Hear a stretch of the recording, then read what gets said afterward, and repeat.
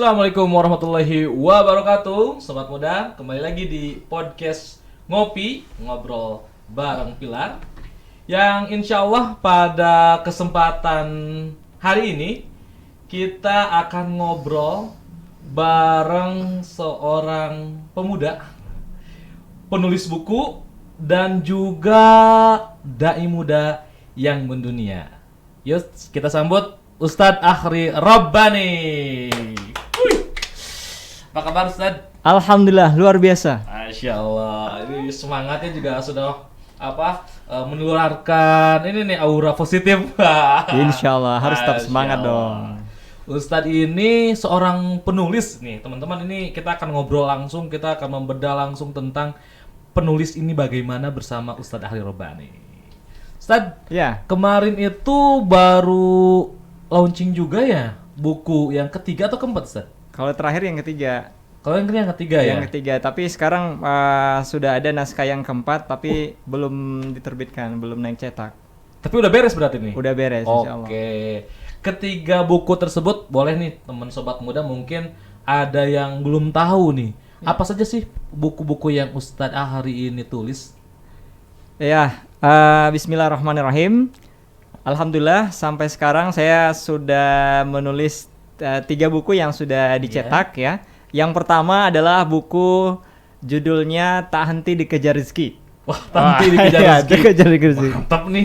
Orang lain cari rezeki, ini dikejar rezeki ya? Iya, ini dikejar rezeki ya. Jadi isi bukunya bagaimana caranya kita itu dikejar-kejar rezeki gitu. Wih, Jadi mantap nih. bukan dikejar-kejar hutang gitu. Kebanyakan orang dikejar hutang ya. Iya. Tapi ini dikejar-kejar rezeki nih. Dikejar rezeki ya.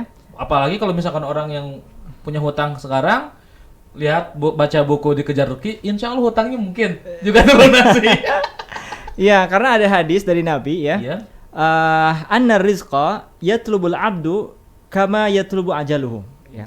Jadi rizki itu yang mengejar hamba sebagaimana ajal mengejar seorang hamba. Jadi orang itu selama dia masih hidup di dunia ini, maka insya Allah rizkinya pasti ada ya. Selama dia masih hidup, masih bernafas, insya Allah rizkinya masih ada. Masya Allah. Itu Ya. buku yang pertama ini ada apa namanya based on story-nya nggak tuh? Ya, based on story-nya sih sebenarnya awalnya ketika saya bingung ya dalam mendapatkan nafkah, mencarikan mendapatkan rezeki dari Allah Iya, Subhanahu wa taala. Akhirnya saya adalah orang yang suka baca buku gitu ya. Iya. Saya baca banyak buku ya, terutama buku-buku tentang bisnis ya. Saya juga baca buku tentang spiritual ya. Akhirnya saya menemukan satu benang merah di sana bahwa untuk mendapatkan rezeki dari Allah itu ada metode-metodenya ya. Kalau kita jalankan metode-metode itu, insya Allah rezeki dari Allah Subhanahu wa taala itu akan mengalir deras kepada kita ya.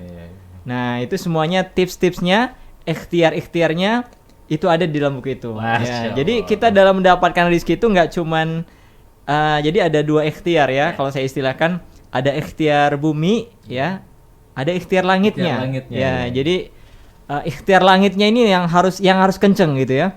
Kalau ikhtiar langitnya bagus, kenceng ya, insya Allah rezekinya akan Allah berikan banyak dan berkah dari Allah Subhanahu wa taala. Itu yang dicari berkahnya tadi ya. Iya, berkahnya yang dicari. Kalau yang kedua tuh buku tentang apa juga tuh, Ustaz? Kalau buku yang kedua judulnya Sukses Bersama Allah. Sukses bersama Allah. Sukses Setelah bersama Allah. Tanti dikejar rezeki, sekarang sukses bersama Sukses Allah. Bersama Allah. Itu gimana tuh sukses bersama Allah tuh? Ya, Sukses Bersama Allah ini adalah buku yang saya tulis sebagian tulisan-tulisannya ketika saya masih kuliah di Mesir. Oke, Ya, iya. jadi hasil pengalaman saya, bacaan saya di Mesir, saya tuangkan dalam bentuk tulisan, dan akhirnya ketika juga sampai di Cianjur ya, saya juga menulis artikel tentang bagaimana meraih kemuliaan dalam hidup ini ya. Oke. Jadi ternyata kuncinya orang yang mulia hidupnya, orang yang diberikan kesuksesan oleh Allah Subhanahu wa taala itu adalah kuncinya adalah ternyata satu ya. Gak banyak-banyak kuncinya, satu aja, Apa tuh? yaitu memperbaiki hubungan kita dengan Allah Subhanahu wa taala. Hablum Kalau minallahnya. ya hablum minallahnya harus bagus ya. Ketika hubungan kita dengan Allah Subhanahu wa taala baik ya, hubungan kita dengan Allah bagus ya, kira-kira rezeki kita dimudahkan nggak sama Allah? Dimudahkan. Ya, urusan kita dimudahkan nggak sama Allah? Dimudahkan. Dimudahkan. Karena demi Allah, segala urusan hidup kita ini dalam genggaman Allah Subhanahu wa taala. Ya. Jadi kuncinya adalah mendekatkan diri kita kepada Allah, memperbaiki hubungan kita dengan Allah Subhanahu wa taala. Bagaimana sebenarnya hubungan kita selama ini dengan Allah seperti apa, ya? Apakah hubungan kita ini sudah baik dengan Allah atau belum, ya? Jangan-jangan selama ini kita sholat hanya sekedar menggugurkan kewajiban saja, ya. Padahal sholat itu adalah sarana kita berkomunikasi dengan Allah Subhanahu wa taala, ya. Sarana kita berbicara dengan Allah Subhanahu wa taala. Maka ada satu quotes yang bagus, kita itu sering berbicara tentang Allah, tapi kita jarang berbicara dengan Allah. Nah, tuh. Itu nih, quote of the day. Quotes of today ya. Iya. Kita sering berbicara tentang Allah. Tapi kita jarang berbicara dengan Allah. Itu ya hubungannya. Iya, artinya kita harus sering berkomunikasi dengan Allah Subhanahu wa taala lewat salat-salat kita, lewat tilawah Al-Qur'an kita, lewat doa-doa kita kepada Allah Subhanahu wa taala.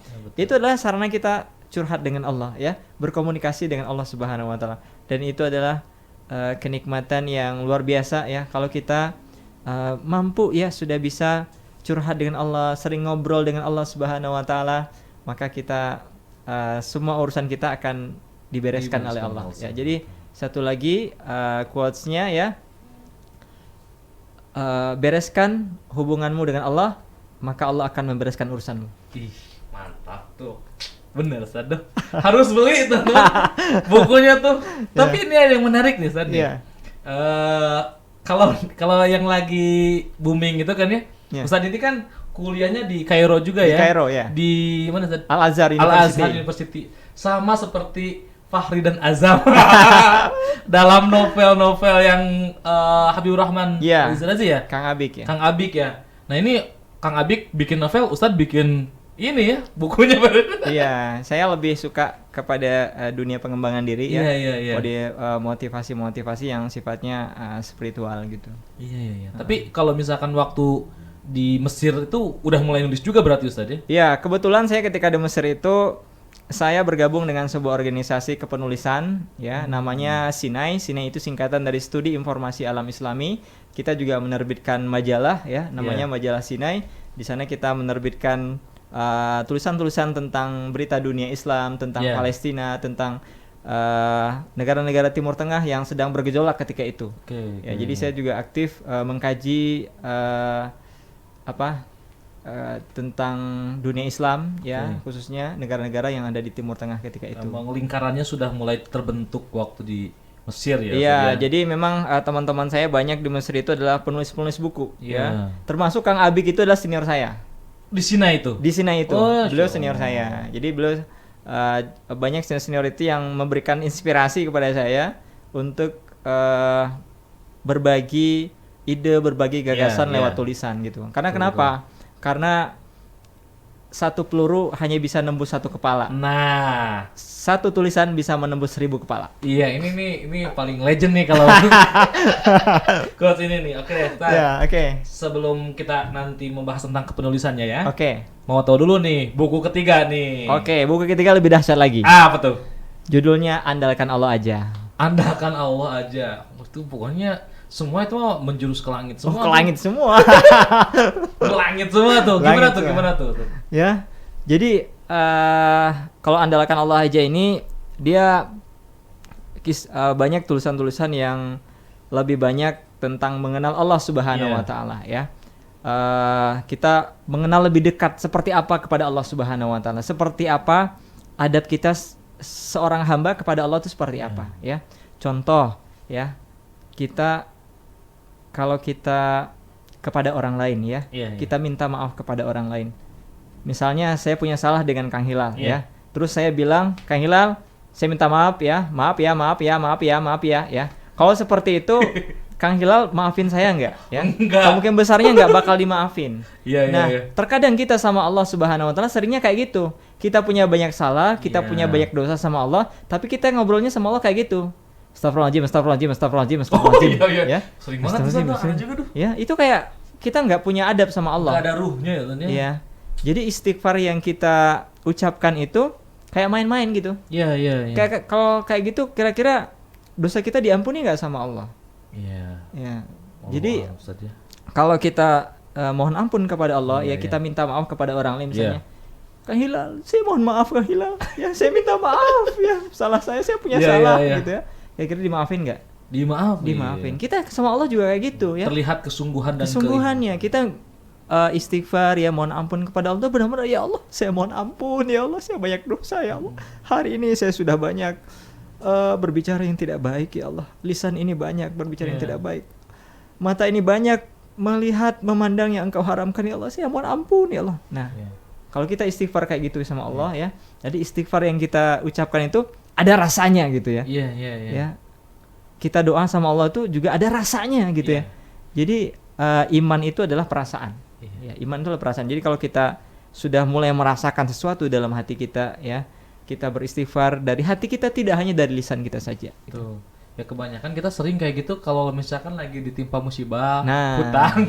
Ya, Wah itu ya Allah pasti kayak gitu kan. iya. Jadi Gak balance ya itu ya Ustaz, ya nggak boleh kayak gitu ya. Iya. Harus istiqomah hubungan kepada Allahnya ya. hubungan kepada Allah harus Masya harus Allah. kita itu harus punya adab lah, etika Iya, iya, etika. Jangan kepada Tuhan, kepada Allah Subhanahu wa taala. Kita sama guru kita, sama teman Betul. kita punya adab ya. Kita ngobrol sama orang yang lebih tua daripada kita. Betul, betul. Kita ngobrolnya lembut. Coba gimana kita ngobrol sama orang tua? Punten mah gitu ya. Mohon. Harus lemah lembut ya. Itu kepada orang tua. Apalagi kepada Rob, kepada Tuhan yang sudah memberikan kepada kita banyak nikmat ya, menyiapkan segala sesuatunya untuk kita gitu. Wah ini nih kayaknya 3 buku ini sudah paket lengkap nih untuk teman-teman nih. Bagaimana bisa yang pertama mungkin Ustaz ya, Iya. diturunkan sakinah karena rezeki yang mengejar-ngejar, betul Ustaz ya? Ya. Yang kedua tuh tadi apa ya Ustaz? Yang kedua Sukses tuh, bersama Allah. Sukses bersama Allah, ternyata setelah Allah kita membereskan urusan kepada Allah gitu kan. Ya. Allah membereskan urusan kita dan andalkan Allah aja. Wah, tuh makin menguatkan keimanan tuh. Pokoknya sobat muda sekalian tuh harus banget tuh ya. Kalau mau beli gimana, Ustaz? Kalau beli bisa kontak nomor WA saya, bisa di 08 08 96 96 56 56 44 44 59 59 88. 8 anak gagal. Ya, atau bisa ads Facebook saya Mending atau di Instagram saya. Instagram ya, di Instagram ya ada di bawah nih ada @ahri Rabbani. Rabbani. Ya, Ya. itu boleh nih nanti sobat muda sekalian bisa DM langsung ke Ustadz nih. Ya, gitu. bisa, Atau bisa kan juga konsul bisa juga Ustadz ya. Bisa. Konsul juga ya. Konsultasi. Mau curhat masalah apa saja bisa insyaallah. Oke. Masya Allah. Nih, setelah ini Ustadz, Ya. pertama kali Ustadz itu punya feel menulis itu kayak gimana Ustadz? Karena saya pribadi Ustadz ya, Iya. dulu tuh pernah percaya bahwa saya tuh seorang penulis. Ustadz. Iya. Betul. Hmm. Tapi kesini kayaknya makin mentok Ustadz. Iya. Itu bagaimana tuh Ustadz? Pertama kali Ustadz, ya Allah, saya nulis nih, ada yang nulis nih. Tuh pas kapan dan gimana tuh? Ya, sebenarnya saya juga bukan termasuk penulis yang rajin ya, penulis yang produktif. Cuman saya itu hanya mengungkapkan lintasan-lintasan pikiran yang ada dalam pikiran saya ya. Jadi menulis itu sebuah kalimat motivasi ya. Jangan pikirkan apa yang kamu tulis, Ya. tapi tulislah apa yang kamu pikirkan. Kalau kita nggak punya pikiran apa yang mau ditulis, juga nggak ada ditulis Ustadz. Ya, jadi maksud saya begini ya. Gimana tuh Ustadz? Jangan tulis apa yang kamu pikirkan.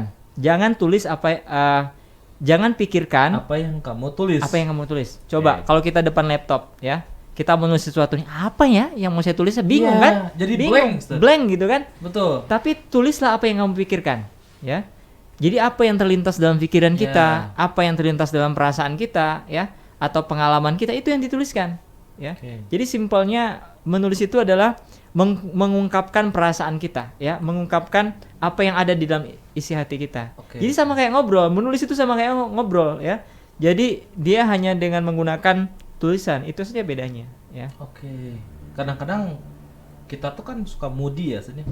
Mood-moodan gitu, Ustaz. Oh iya, mudah-mudahan. Nah, itu gimana tuh biar kita apalagi kalau misalkan ternyata kita sudah mulai menulis ya.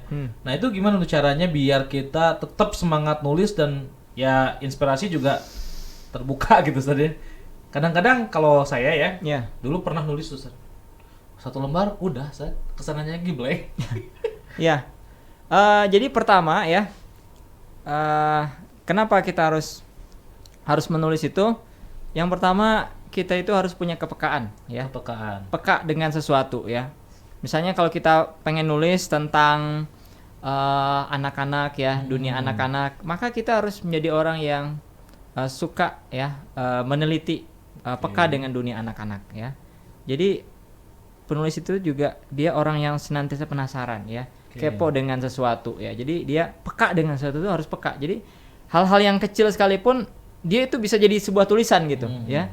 Jadi seorang penulis itu dia itu peka dengan lingkungan yang ada di sekitarnya. Bisa menggambarkan segala apa, baik itu visual atau audio, dia bisa menuliskan dengan kata-kata mungkin itu saja. Ya, jadi apa yang terasa oleh dia ya, ketika dia melihat sesuatu, apa yang terasa oleh dia ya, dia tuliskan. Nah, itu yang pertama.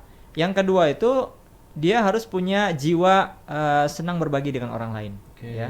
Kalau kita nggak punya jiwa suka berbagi ya, sharing dengan orang lain, itu agak juga sulit dalam menulis ya, karena menulis itu kan dakwah ya, dakwah ingin menyampaikan apa yang saya tahu ini, saya pengen orang lain itu tahu apa yang saya tahu. Nah itu jiwa penulis itu akan muncul ya, dia akan senantiasa terus dia tulis apa yang dia rasakan itu, karena dia menurut dia ini bermanfaat nih buat orang lain. Kalau saya tuliskan, insya Allah ini akan jadi banyak manfaat bagi orang lain gitu. Jadi punya feel suka berbagi dengan orang lain, sharing. Karena mohon doanya Ustaz nih. Adik saya yang keempat cita-citanya jadi penulis juga nih. Oh iya. Yang sekarang lagi suka curhat gitu kan. Iya betul. Yang salah satunya ya itu dia. Penulis tuh kayaknya kayak gitu juga Ustaz. Iya, jadi pas lagi pertama tuh. Betul. Gitu. Sekarang itu tantangan penulis nggak cuma menulis doang sekarang ya. Apa tuh? Jadi sekarang itu penulis tuh harus bisa menjualkan bukunya juga. Kenapa? Karena banyak sekarang penerbit itu nggak mau nerbitin buku kita karena ya mungkin melihat penulisnya belum terkenal gitu ya. Kita baru penulis pemula, jadi mereka nggak mau menerbitkan buku kita. Maka solusinya adalah menerbitkan buku sendiri gitu ya. Jadi kita punya ada percetakan buku, kita terbitkan di sana gitu. Jadi sesuai dengan permintaan on demand ya, kita mau cetak 100, 200 bisa gitu ya. Nah, jadi menulis buku itu penulis dia juga bisa menjadi seorang marketer juga gitu ya. Penjual yang baik, karena percetakan atau penulis kan sayang, kita sudah capek-capek nulis buku tapi akhirnya buku kita sudah dicetak, orang nggak mau beli ya, nggak laku gitu, karena ya itu kita nggak bisa menjual. Makanya skill menjual itu juga penting bagi seorang penulis gitu. Tapi insya Allah kalau dia suka menulis ya, insya Allah dia aktif di sosial media, insya Allah orang akan banyak tahu bahwa dia itu seorang penulis. Iya gitu. betul ya, brandingnya akan kuat gitu. Jadi memang dengan menulis itu salah satu cara adalah untuk memperkuat branding kita ya. Misalnya kalau saya sebagai seorang pebisnis ya, coba kita lihat pebisnis sukses itulah rata-rata penulis buku. Ya, kayak Ivo Santosa dia itu kan penulis buku ya. 7 Keajaiban Rezeki ya. Dewa Eka Prayoga penulis buku kan? Ya, Tunde sukses semua. dulu nulis buku atau nulis buku dulu baru sukses tuh pebisnis itu. Ya. Wallahu alam ya, tapi kebanyakan mereka berdasarkan pengalaman mereka. Jadi bisa diceritakan ternyata. Ya, diceritakan apa yang mereka rasakan, pengalaman mereka dalam bisnis ya, akhirnya mereka tuangkan dalam bentuk buku, dan itu memperkuat branding mereka sebagai seorang pebisnis yang sukses gitu. Iya betul. Apapun profesi kita, sebagai seorang dokter, sebagai seorang guru misalnya, atau sebagai seorang dai ya, ketika dia menulis sesuatu, orang akan melihatnya, oh dia seorang yang pakar, dia seorang yang expert dalam bidangnya ya. Ketika dia menulis. Betul. Semuanya sekarang sebenarnya di bidang apapun ya. Bidang apapun. Sesuatu itu pasti bisa ada yang bisa dibagi. Mungkin itu saja yang harus diindikan ya. Oke, satu lagi Ustaz nih tentang menulis nih. Kira-kira Ustaz boleh ngasih ke teman-teman nih bagaimana motivasi buat teman-teman yang khususnya lagi berikhtiar untuk menjadi penulis biar lebih semangat, apa nih kira-kira? Kasih tips ataupun kata-kata motivasi lah buat teman-teman nih. Kono mah tong kendor. Sok Ustaz mangga. Ya, motivasinya nggak banyak ya. Jadi saya pernah baca buku ya, bahwasanya penulis itu adalah orang mati yang memberikan nasihat kepada orang hidup. Waduh, iya berat. Ya, orang mati memberikan nasihat kepada orang hidup. Coba kita lihat ulama-ulama dahulu yang sudah lama meninggal dunia, ratusan tahun yang lalu, ya. Imam Bukhari, Imam Muslim, ya. Hasan al-Banna, Said al-Qutub, ya. Ulama-ulama yang mereka sudah lama meninggal dunia, tapi nama mereka masih diingat sampai sekarang, ya. Imam Syafi'i, Imam Nawawi, ya. Imam Ahmad bin Hanbal, namanya masih kita ingat sampai sekarang. Kenapa? Karena mereka menulis. Ya, amal jariah juga Ustaz ya. Amal jariah. Setiap tulisan yang mereka baca, ya, itu amalnya terus mengalir kepada dia, ya. Meskipun dia sudah meninggal ratusan tahun yang lalu, ya. Jadi buku yang orang baca saat ini, padahal penulisnya udah lama meninggal, udah mati, ya. Jadi aneh kan, orang mati bisa memberikan nasihat kepada orang yang hidup, gitu. Iya, betul. Ya, Masya Allah, itu luar biasa tuh. Iya. Istilahnya mah motivasinya jadi amal jariah ya. Amal jariah. Tulis-tulislah yang baik gitu ya. Iya, jadi kalau kita ingin, jadi ada sebuah pepatah juga mengatakan kalau gajah itu meninggalkan gading. Ya, kalau manusia itu meninggalkan apa? meninggalkan kalau meninggalkan bukunya gitu ya, kebaikan-kebaikan dia gitu. Iya. Jadi yang bagusnya itu gitu. Jadi ini buat para penulis nih, para penulis muda khususnya Ustaz ya, tetap semangat nih.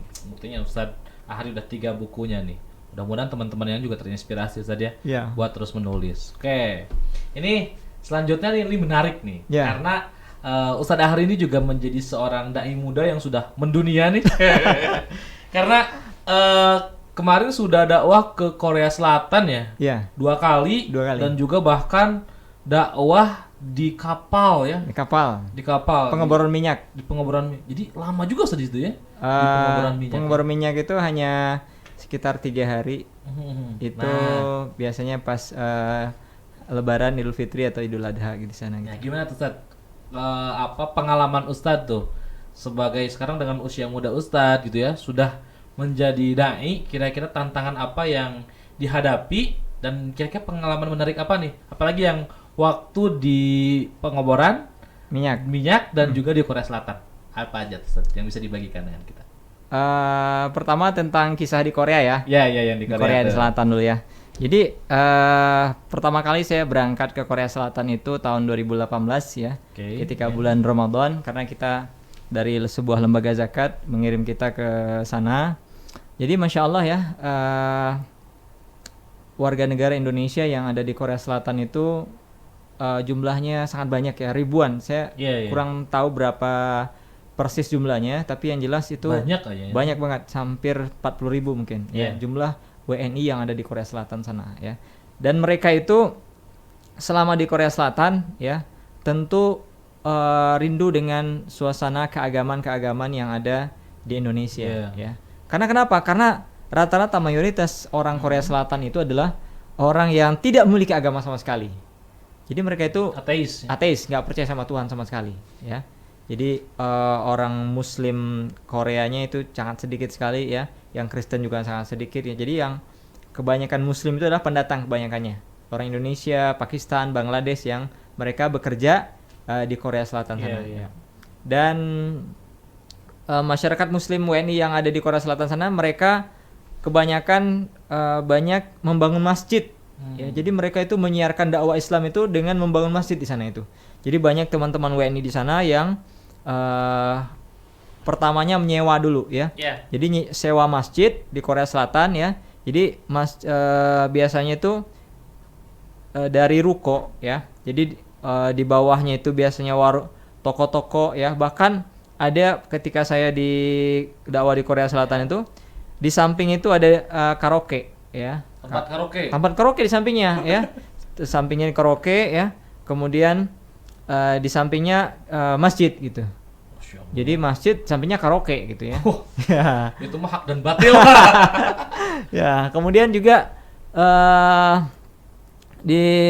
yang menarik ya juga di Korea Selatan itu ya, teman-teman WNI yang bekerja di sana mereka memiliki semangat ibadah yang luar biasa gitu ya. Jadi mereka itu untuk bisa datang ke masjid saja ya, itu saya ngobrol dengan teman-teman di sana, itu bisa mengeluarkan ongkos 100.000 untuk bisa datang ke 100.000. masjid, ya. Karena kenapa? Karena dalam satu kota itu paling ada cuma satu masjid atau dua masjid. Kayak kita di Cianjur nih, ya.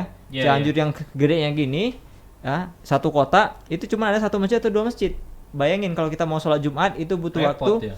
1 jam atau 2 jam untuk bisa datang ke masjid. Dan masya Allah teman-teman di sana itu mereka rela ya mengeluarkan ongkos ya untuk bisa datang ke rumah Allah aja, ya, bisa datang ke masjid ya.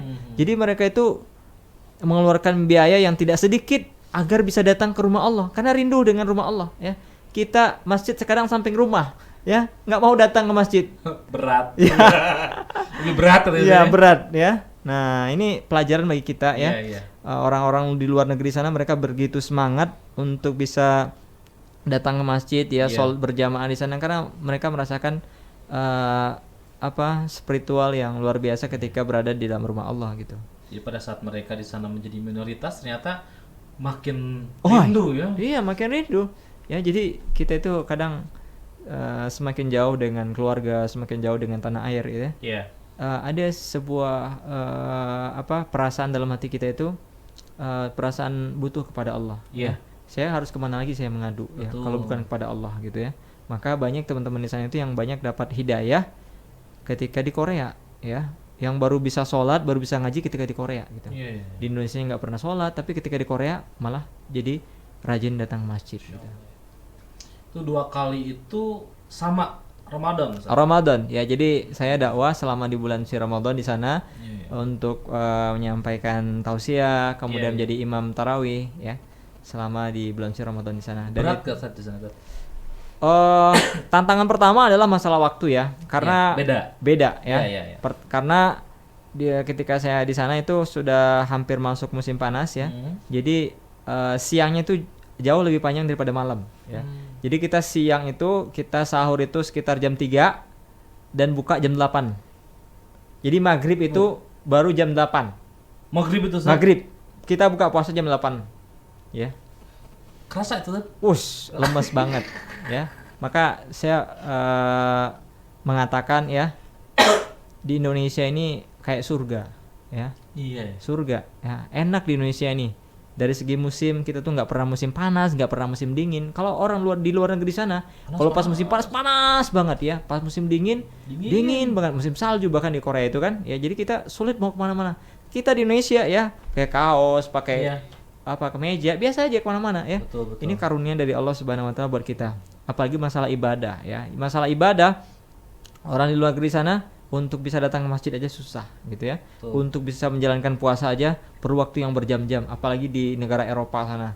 Itu jauh lebih panjang lagi masa puasanya dibandingkan Korea gitu ya. Kita di Indonesia paling banter berapa jam?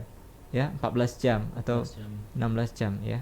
Nah, ini nikmat dari Allah Subhanahu wa taala bagi kita untuk menjalankan ibadah di negeri yang Masya Allah luar biasa di Indonesia ini. Masya Allah ya. Begitu, sobat muda, luar biasa sekali ya. Iya. Kalau misalkan sahurnya jam 3 dan bukanya jam 8, waduh, lumayan. Iya. Dan hebatnya teman-teman WNI di Korea sana, mereka meskipun bekerja ya, jadi nggak ada istilah libur di sana. Pas bulan puasa mana nggak ada libur ya. Maka banyak pimpinan perusahaan mereka ya, atau mereka bilangnya sajangnim ya. Mereka mengatakan kepada karyawannya, kepada anak buahnya orang Indonesia, ente puasa? Iya saya puasa. Jangan puasa ntar kamu mati katanya. Oh gitu. Iya. Jadi orang Korea sana kalau nggak makan tuh ntar mati katanya. Iya. Tapi masya Allah teman-teman WNI di sana meskipun mereka bekerja dengan di tempat yang sangat keras gitu ya, karena ada yang di pabrik besi, di pabrik macam-macam ya. Tapi mereka tetap menjalankan ibadah puasa gitu. Salah satu pengurus masjid itu Kang Gilar juga di sana. Oh iya, Kang Gilar itu salah satu imam masjid dan juga Korea, ya seorang mubalik di Korea Selatan Masya gitu ya. Allah. Itu tepatnya di Masjid Indonesia Seoul.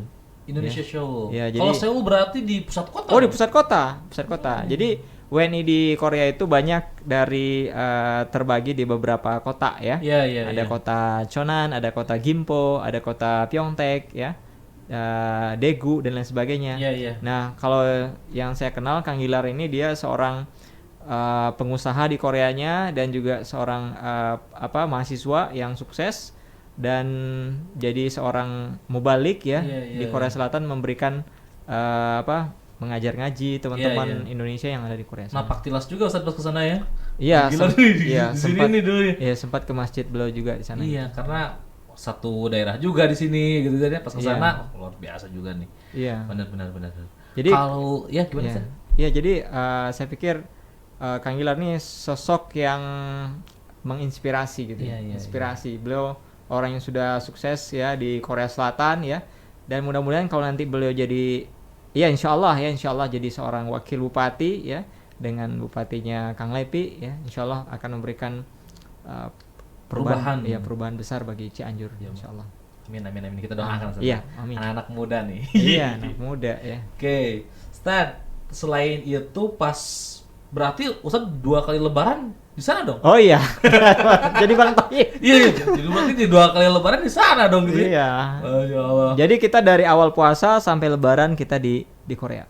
Masya Allah. Dan ya sempat jalan-jalan juga di Korea. Siap Ustaz. Ini kayaknya akan berbeda kalau misalkan pengalaman Ustadz yang di pengeboran minyak nih kayaknya. Oh iya. Kalau tuh di negara asing, kalau misalkan di pengeboran minyak kayaknya nggak ada apa-apa selain samudra yang samudra yang tanpa batas. Tanpa batas, Ustaz. Itu gimana tuh? Ceritanya kenapa Ustadz bisa berdakwah di sana gitu, Ustaz? Ya. Jadi ketika kita sudah ada niat ya untuk menyebarkan dakwah Allah ini, risalah Islam ini, Allah tuh kasih jalan gitu. Jadi Allah itu memberikan kita petunjuk wa man jahada fina lanahdiyannahum subulana. Siapa yang bersungguh-sungguh pada jalan kami tunjuki kata Allah ya. Jadi saya pengen dakwah ya. Akhirnya Allah tunjuki, kamu kesini gitu ya. Dan akhirnya alhamdulillah pas pernah lebaran Idul Adha juga sempat beberapa kali di kapal gitu. Di kapal. Jadi kisahnya ceritanya dari pelabuhan itu sampai ke kapal pengeboran minyak. Merak. Bukan. Pelabuhan dekat Tanjung Priuk. Jakarta Utara. Kita di pelabuhan Kalijapat namanya. Kita berangkat ke sana. Itu dari pelabuhan ke tempat pengeboran minyak itu ke kapal tongkangnya itu ya, tempat minyak besar, itu ya. Itu sekitar 8 jam. Lama banget ya. Kita di atas kapal tuh kayak terombang ambing gini aja ya. Kalau ada yang suka mabuk ya, ustadz yang juga berangkat ke sana, ada yang mabuk juga gitu. Jadi selama perjalanan tuh gini-gini aja ya di atas ombak gitu. Ya jalannya itu. Tantangannya besar juga itu. Luar biasa teman-teman yang berangkat ke sana itu dari segi perjalanannya sangat melelahkan, jauh gitu ya. Dan sampai di sana ya kita dihadapkan dengan orang-orang yang dari berbagai daerah gitu ya. Dan mereka itu bahkan mereka juga ada yang non muslim juga terkadang. Non muslim tapi ikutan. Ya mereka jadi di kapal itu ada masjidnya juga, ada gerejanya juga kadang. Di kapalnya Ustaz. Di kapalnya. Di atas paling dek kapalnya itu yang paling tingginya itu. Nah, di situ biasanya ada masjid dan ada gereja di atas satu. Masya Allah. Itu kalau misalkan Ustaznya udah mabuk laut gitu kayaknya waduh kacau juga itu. Ya alhamdulillah saya selama dalam perjalanan diberikan kesehatan oleh Allah Subhanahu Wa Taala biiznillah ya. Meskipun yang paling mengerikan sekali itu adalah ketika dari kapal itu kita mau naik ke dari kapal yang antar kita mau naik ke kapal minyak itu. Kapal minyak itu gede banget gitu ya dan tinggi ya. Dan itu kita harus manjat menggunakan tali. Oh, nggak pakai ini. Apa namanya tuh tangga? Nggak ada tangga. Ya. Pakai tali gitu, Ustaz. Jadi kapalnya itu masih hidup kan, nggak mungkin mati, berputar terus ya. Kapal besar itu kita langsung ke tepi ini ya, dekat itunya belakang kapal ya. Itu sudah disiapkan, kita pakai baju pelampung ya dengan sebagainya.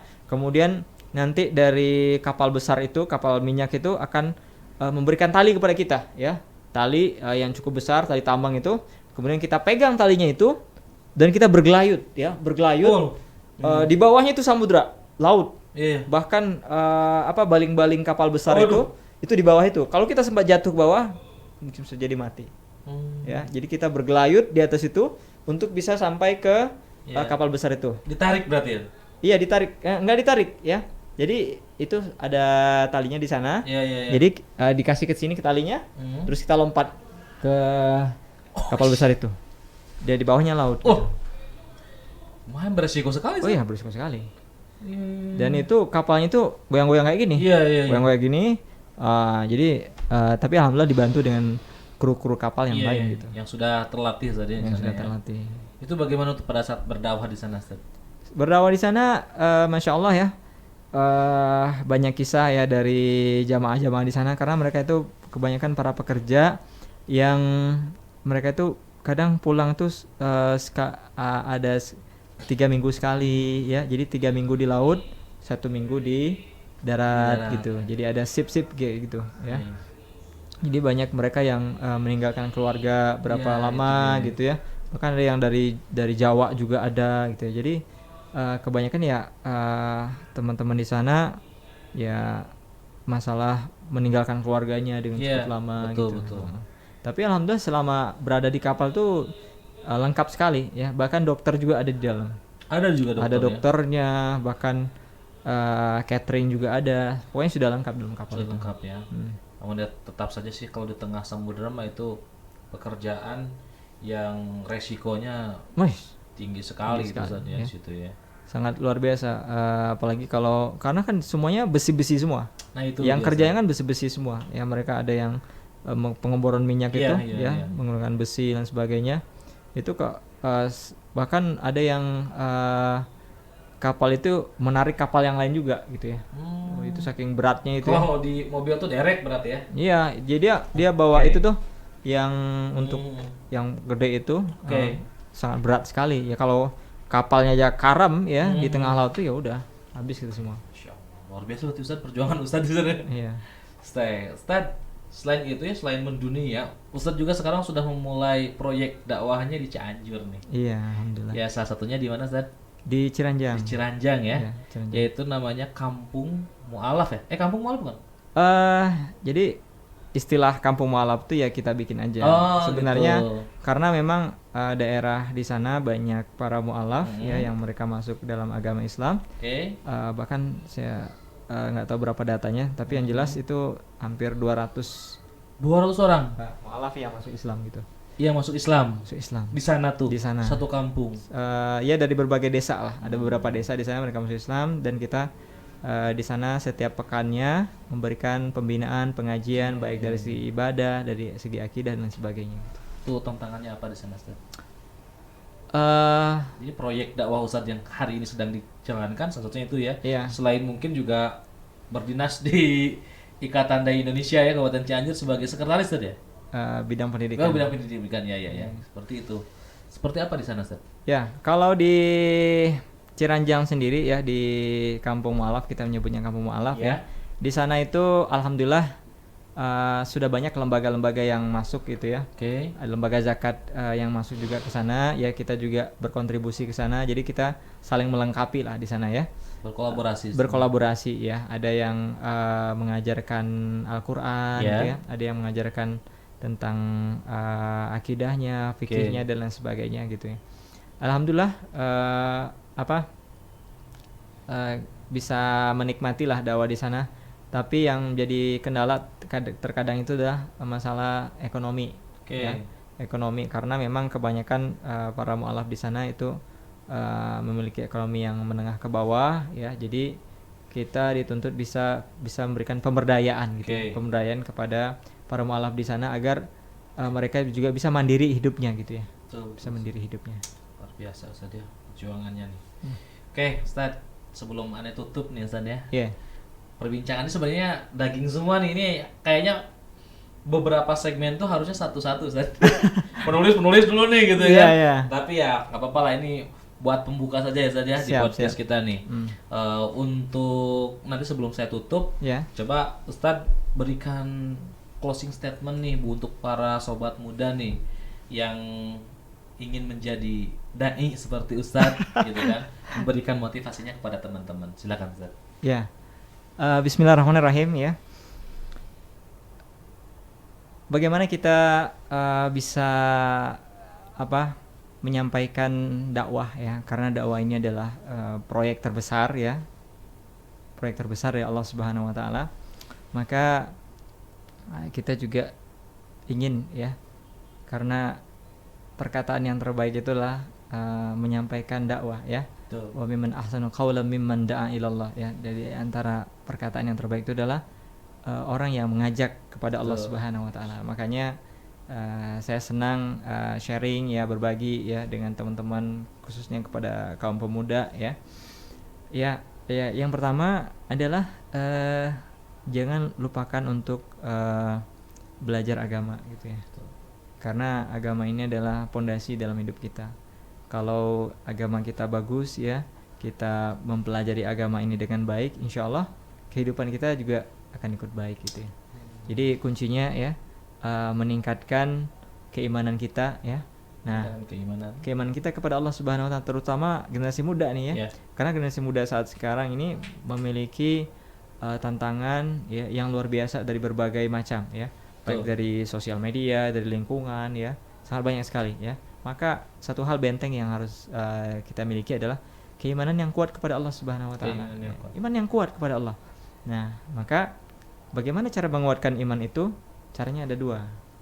Yang pertama adalah dengan menambah ilmu kita kepada Allah, ya, menambah wawasan keagamaan kita, ya, belajar tentang Al-Quran, ya, belajar tentang sirah, belajar tentang hadis, ya.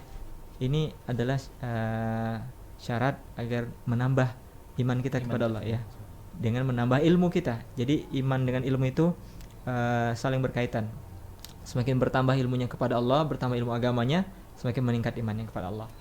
Yang kedua adalah dengan meningkatkan ketaatan kepada Allah ya.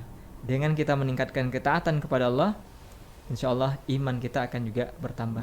Ya, karena iman itu yazid wa yanqus ya, bertambah dan berkurang ya. Kalau kita rajin kita belajar ya, rajin kita beramal soleh, meningkatkan ketaatan kita kepada Allah, insya Allah iman kita akan terus meningkat di sisi Allah Subhanahu Wa Taala. Masya Allah, luar biasa Ustaz. Di podcast hari ini banyak sekali nasihat-nasihat yang Ustaz berikan, motivasi-motivasi. Mudah-mudahan nih dai-dai muda di luar sana, khususnya di Cianjur nih, lebih bersemangat lagi agar bisa menteladani juga nih Ustaz nih dalam jejak dakwahnya nih Ustaz nih. Oke, terima kasih Ustaz atas waktunya. Sama-sama. Mudah-mudahan nanti kita dapat sharing kembali nih Ustaz nih. Siap. Oke, sobat muda sekalian, untuk podcast kita pada hari ini itu sangat luar biasa. Nantikan juga podcast kita ke depannya, karena akan menghadirkan tokoh-tokoh inspiratif seperti Ustadz Ahri yang di samping saya ini nih. Nanti tunggu podcast selanjutnya, kita akan menghadirkan siapa lagi. Oke, cukup sekian. Assalamualaikum warahmatullahi wabarakatuh. Waalaikumsalam.